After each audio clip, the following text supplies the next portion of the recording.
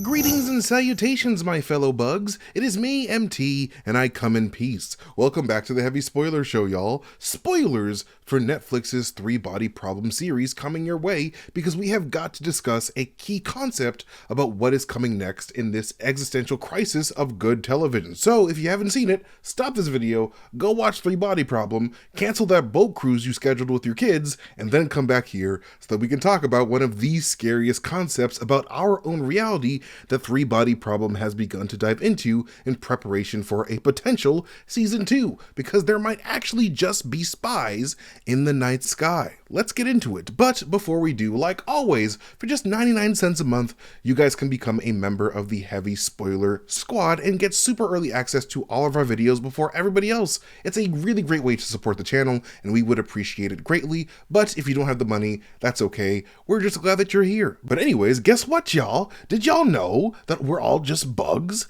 That is the mind-bending reminder that Three-Body Problem has given to everybody who has had their perceptions of reality completely altered by watching this first season. And I don't know if you guys realize this yet, but the universe has become quite the big bitch after the Big Bang, and it's only getting bigger every second, believe it or not, which is kind of nuts.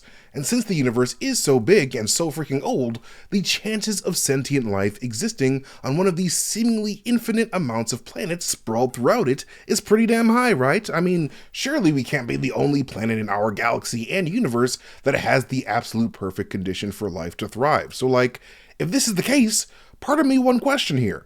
Where the goddamn hell are all these aliens, man? Like, if the universe is too damn wide, where they at, though? Like, I've waited 32 years too long for my blue alien wife with the 2 vaginas, and I refuse to wait any longer. Where the hell is our invitation to join the interplanetary cookout, huh? Don't these other planets in our galaxy know anything about being neighborly? Like, what if we needed to borrow some sugar? Where the space homies at, man? It seems like a bit of a cosmic paradox, right?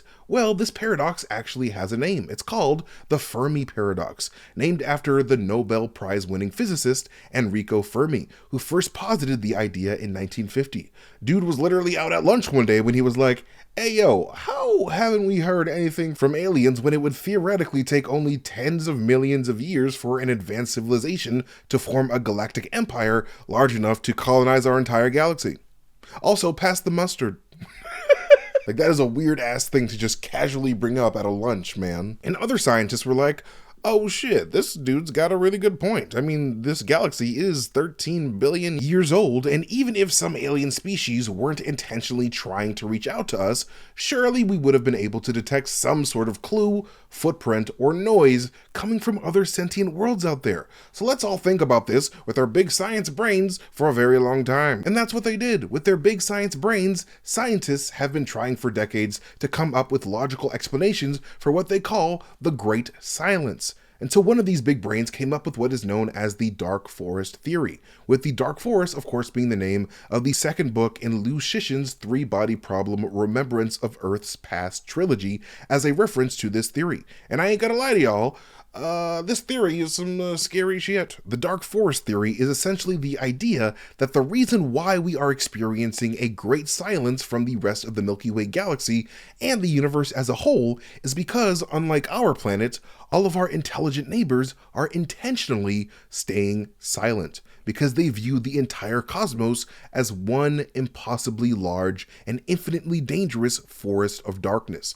A forest filled with other sentient hunter-gatherers like ourselves. And you know what? We're going to play a little imagination game right now. So go ahead and close your eyes and imagine yourself in a pitch dark forest, cold and alone, with nothing but your trusty old club or spear that you made on your spare time. And when I say pitch dark, I mean dark, like darker than the back of Daniel Kaluuya's neck. Like you can't see nothing until... What's that? You hear some noise coming from a few feet away from you. Someone or some animal is nearby, and if their situation is anything like yours, they're just as lonely, hungry, and scared as you are, because in this dark forest, surviving to hunt another day is the only goal of everyone here. So what do? Well, you kind of only have 3 main options.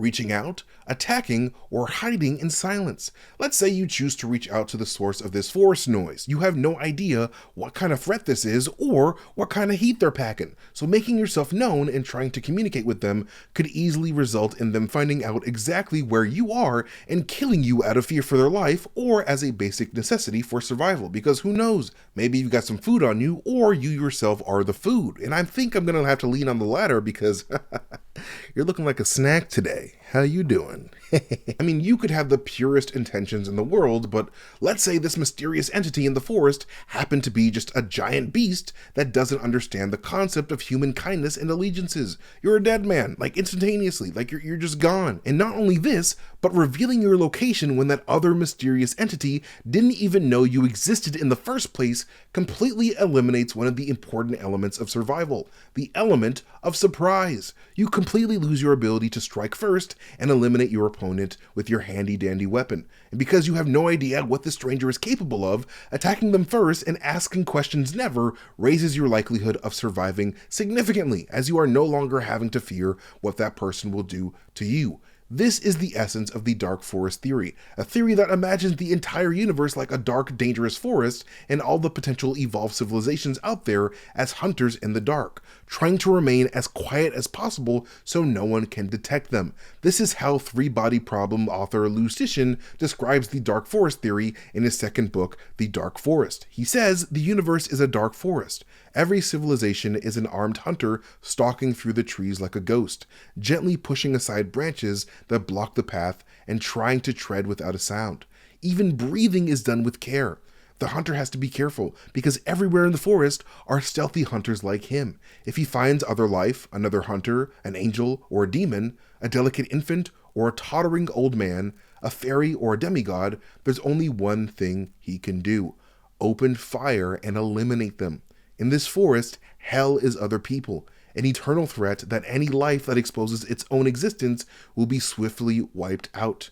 This is the picture of cosmic civilization. It's the explanation for the Fermi paradox, end quote. So basically, the dark forest theory is implying that the reason why we haven't detected a single trace of any sentient life from our planetary neighbors is because they're smart enough to shut the hell up. I mean, it kind of makes sense that they would do that if they hypothetically all had the same brutal evolutionary process that we had, where they had to hunt and hide to survive until they developed civilized society and technology.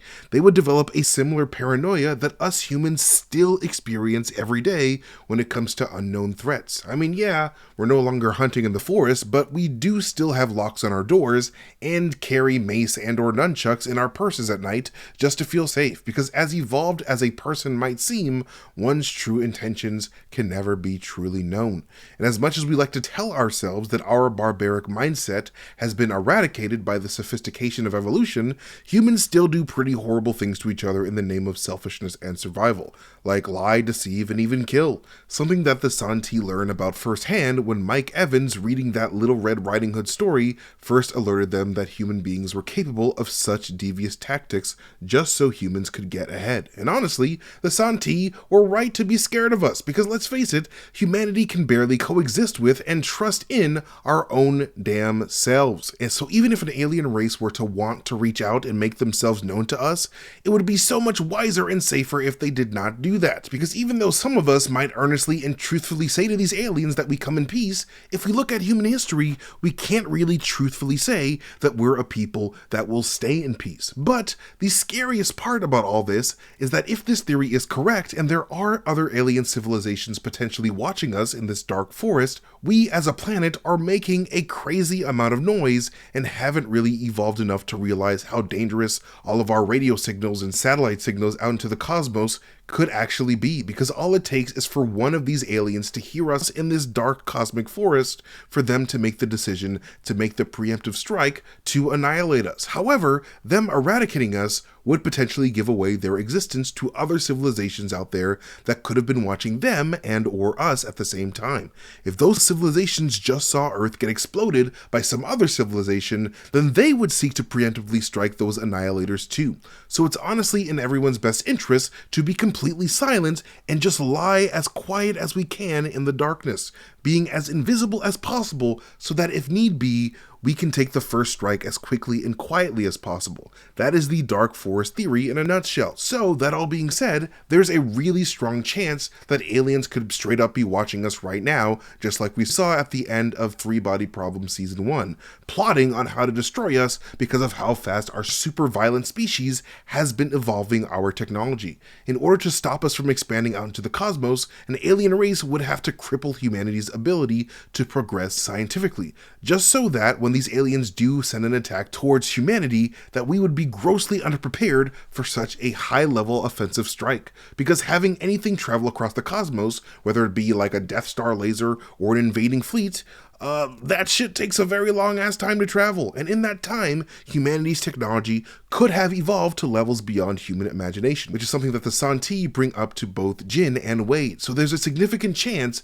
that paranoid aliens are watching us in this darkness, plotting our eventual destruction to ensure their survival, because in the dark forest, it's kill in silence or be killed with violence. But anyways, that is Three Body Problem's dark forest theory in a nutshell, just in case you guys were curious. Thank you guys for watching this video. You can follow me at Mastertainment on Twitter, YouTube, Instagram, or wherever I am on the internet, but most importantly, follow Heavy Spoilers here on YouTube, and when you do, hit that notification bell so that you can get notifications every time we upload a video. And hey, for just 99 cents a month, you can become a member and get early access to all of our videos before everybody else. It's a really great way to support us, and we would really appreciate it very, very much. But anyways, you guys are amazing and awesome. I love you guys so much. I'll see you guys later.